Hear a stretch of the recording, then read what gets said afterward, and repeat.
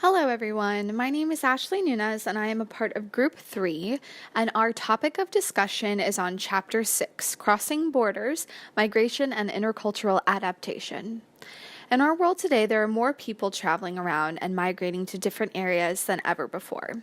These people are moving for a chance at a better life, better job opportunities, and a better education for their little ones. What is unique today about migration in the global context, first of all, is transportation.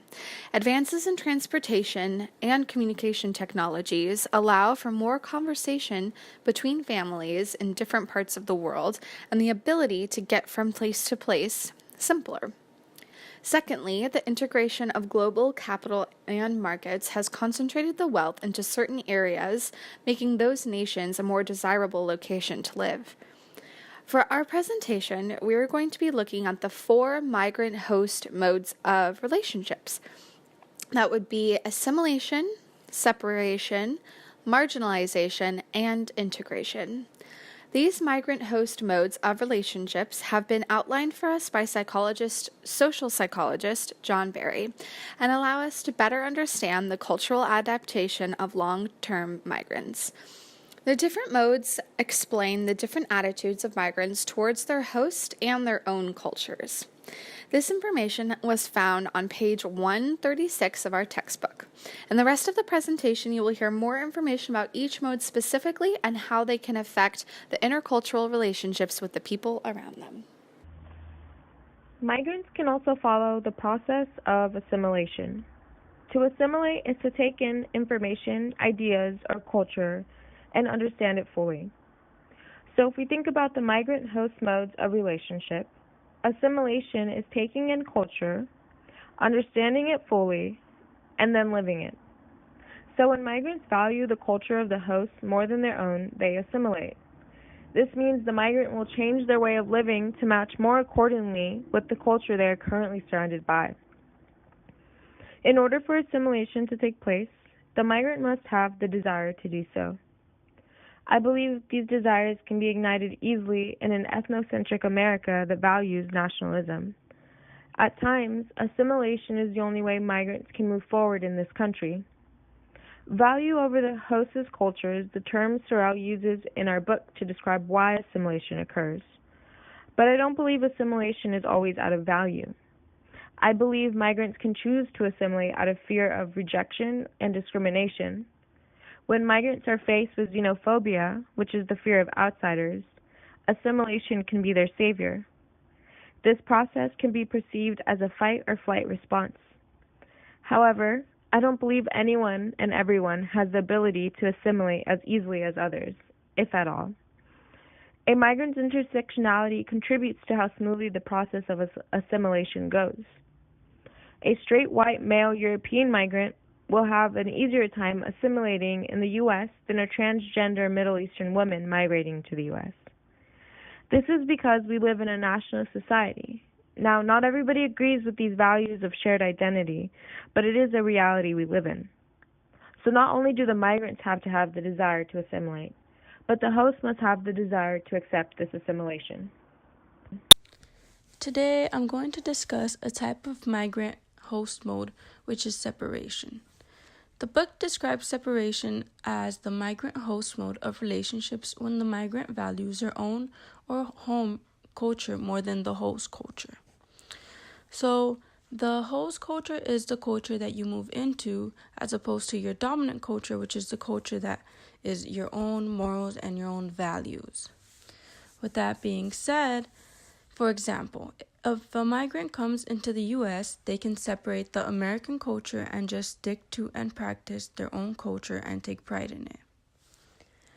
The book also mentions that in other cases, migrants have been forced by law or informal discriminatory practices into a migrant-host relationship of separation from the dominant host culture.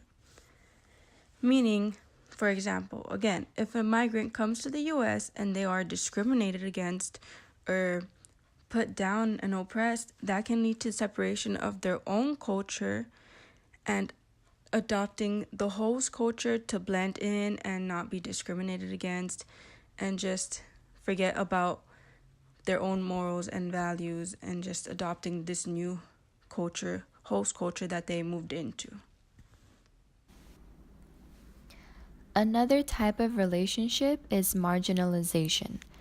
Migrants who marginalize themselves place little value on either their own culture or the host culture. Some migrants live on the border of both cultures, but this can lead to isolation and many other psychological issues. In middle school, I remember a girl who would distance herself from everyone and never associated herself with a particular group or even a single person. No matter how many times people went up to her and tried talking to her, she never took interest in joining a group to hang out with during break. She also never joined any clubs or activities on campus. She did not identify herself with a culture or a specific group of people. This is an example of marginalization. Sometimes society even marginalizes groups of people that are not from the host culture. African Americans could not vote until 1965. Americans had deprived them of that freedom for a very long time. This can make a specific group feel like they don't belong. John Barry's last method and attitude of migrant host mode is integration, which is defined as when a migrant values his or her own culture with the hosting culture.